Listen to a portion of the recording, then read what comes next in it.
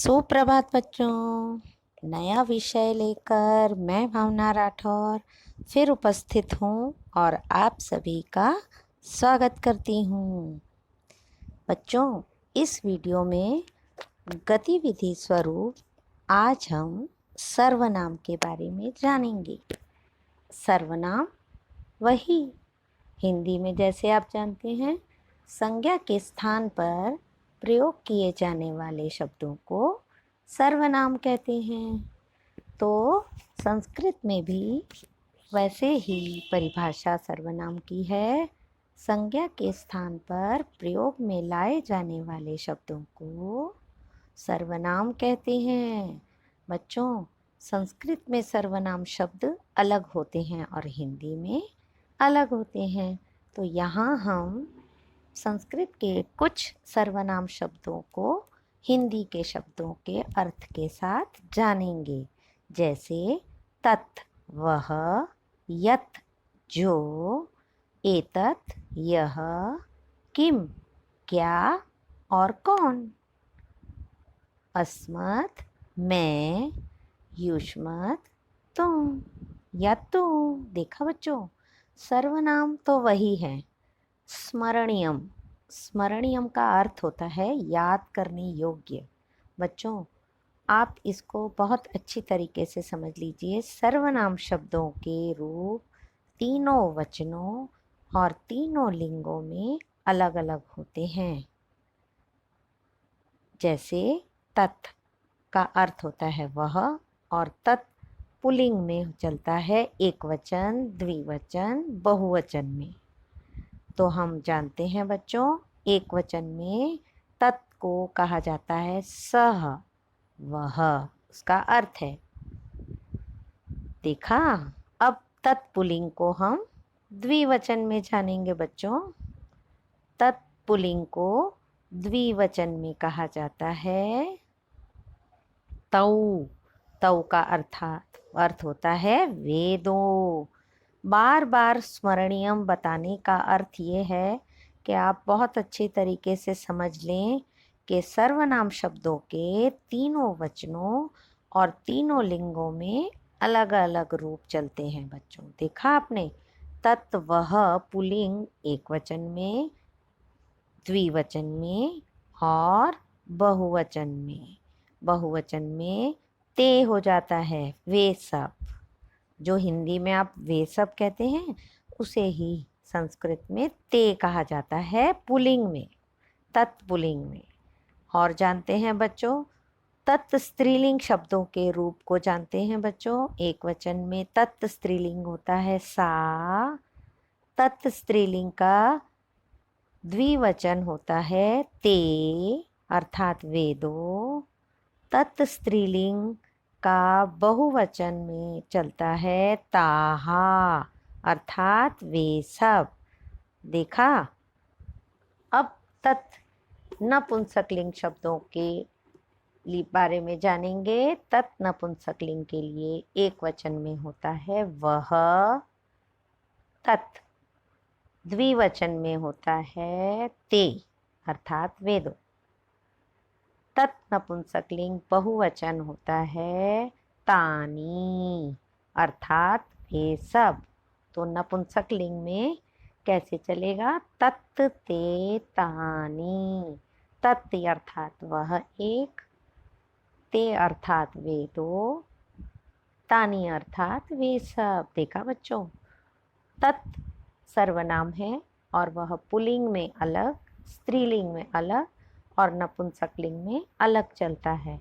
और भी कुछ सर्वनाम शब्द हैं बच्चों, जैसे यत। यत को हिंदी में जो कहा जाता है। अब पुल्लिंग में देखते हैं वह एक वचन, द्विवचन और बहुवचन में कैसे चलते हैं बच्चों। पुल्लिंग में होता है यह, यौ, ये। स्त्रीलिंग में होता है या, ये, याहा। नपुंसकलिंग में होता है बच्चों यत, ये, यानी। जिस तरह से तत्पुल्लिंग, तत् स्त्रीलिंग और तत् नपुंसकलिंग शब्द चलते हैं, उसी तरीके से यत शब्द का भी चलता है। और जानते हैं बच्चों, अगला सर्वनाम शब्द है किम। किम अर्थात कौन या क्या। अब इसके तीनों वचनों में पुल्लिंग, स्त्रीलिंग और नपुंसकलिंग शब्दों को जानते हैं। पुल्लिंग में वह होता है कह, कऊ, के। स्त्रीलिंग में होता है का, के, काहा। और नपुंसकलिंग में होता है किम, के, कानी। देखा बच्चों, तत् पुल्लिंग होता है सह, तौ, ते। तत् स्त्रीलिंग होता है सा, ते, ताहा। नपुंसकलिंग होता है तत्, ते, तानी। उसी प्रकार से यत चला, उसी प्रकार से किम चला। और जानते हैं बच्चों, आगे और सर्वनाम शब्द आता है हमारा एतत्। एतत् का अर्थ होता है यह। तीनों वचनों और तीनों लिंगों में पुल्लिंग को जानते हैं पहले। एषः, एतौ, एते। स्त्रीलिंग में एषा, एते, एताः। नपुंसकलिंग में एतत्, एते, एतानि। सभी समान रूप से चलते हैं, मगर तीनों लिंगों में अलग अलग। मगर स्त्रीलिंग हर सर्वनाम एक समान, पुल्लिंग हर सर्वनाम तीनों वचनों में एक समान, और नपुंसकलिंग भी एक समान। अगला हमारा सर्वनाम शब्द है बच्चों इदम। इदम का अर्थ भी यह होता है बच्चों, तीनों वचनों में हम इदम को पुल्लिंग, स्त्रीलिंग और नपुंसकलिंग में जानेंगे। पुल्लिंग में चलता है अयम, इमौ, इमे। स्त्रीलिंग में चलता है इयम, इमे, इमाः। नपुंसकलिंग में चलता है इदम, इमे, इमानि। देखा बच्चों, और भी सर्वनाम शब्द हैं। सर्वनाम शब्द तो कई होते हैं, क्योंकि सर्वनाम का अर्थ भी होता है सबके लिए नाम।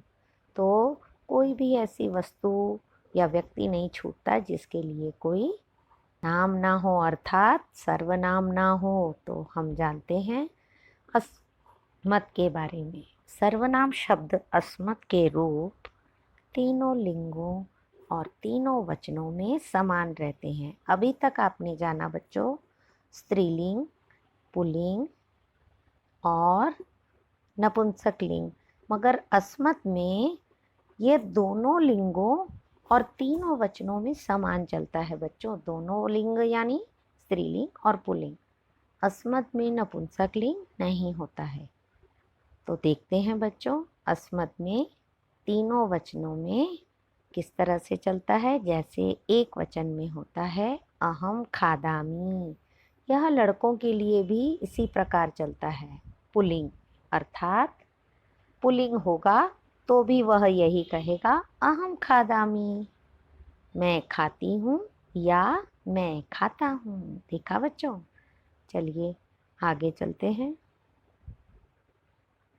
सर्वनाम शब्द अस्मत् के रूप दोनों लिंगों और तीनों वचनों में समान रहते हैं। अस्मत् सदा उत्तम पुरुष के साथ प्रयोग में लाया जाता है बच्चों। द्विवचन में देखते हैं आवाम खादावह, हम दो खाते हैं। ये दो लड़कियों के लिए, स्त्रीलिंग के लिए आवाम खादावह है, तो दो पुल्लिंग के लिए भी यह आवाम खादावह ही रहेगा। अब और जानते हैं बच्चों, अस्मत् के बहुवचन में इसका रूप बनता है वयम खादामः। तीनों लड़कियां या तीन से ज़्यादा बहुवचन स्त्रीलिंग शब्द में वयम खादामः होगा, तो तीन या तीन से अधिक पुल्लिंग में भी यह वयम खादामः ही रहेगा। देखा बच्चों, केवल अस्मत् और युष्मत् को छोड़कर हर सर्वनाम में तीनों लिंग और तीनों वचन अलग अलग चलते हैं। आगे चलते हैं, युष्मत् सर्वनाम के बारे में जानते हैं। युष्मत् दोनों लिंगों और तीनों वचनों में समान रहते हैं। युष्मत् सदा मध्यम पुरुष के साथ प्रयोग में लाया जाता है। आपने जाना था ना बच्चों पहले पूर्व के वीडियो में के 3 प्रकार के पुरुष होते हैं, प्रथम पुरुष, मध्यम पुरुष और उत्तम पुरुष। तो मध्यम पुरुष के साथ सदैव युष्मत ही चलता है, युष्मत सर्वनाम ही प्रयोग में लाया जाता है, और उत्तम पुरुष के साथ सदैव अस्मत् सर्वनाम का ही प्रयोग किया जाता है, और प्रथम पुरुष के साथ तत्, एतत्, किम, यह सब सर्वनामों का प्रयोग किया जाता है। अब युष्मत का एक वचन जानते हैं बच्चों। त्वम वदसी, तुम बोलते हो। अगर पुल्लिंग है तो भी तुम बोलते हो, और स्त्रीलिंग है तो भी त्वम वदसी, तुम बोलते हो। अब द्विवचन में हम युष्मत का रूप जानते हैं बच्चों। युवाम चलतः, तुम दो चलते हो, अर्थात पुल्लिंग है तो भी तुम दो चलते हो, और स्त्रीलिंग होगा तो भी तुम दो चलते हो। अब बच्चों युष्मत के बहुवचन को देखते हैं। युष्मत बहुवचन होता है यूयम चलथ, तुम सब चलते हो।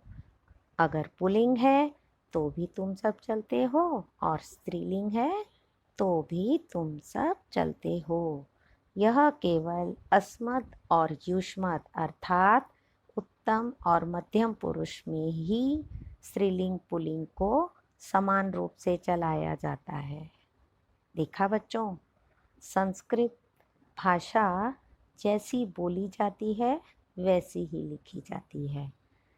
इसीलिए तो विश्व की अनेक भाषाओं में कंप्यूटर के द्वारा केवल संस्कृत भाषा को ही शुद्ध और सही माना गया है।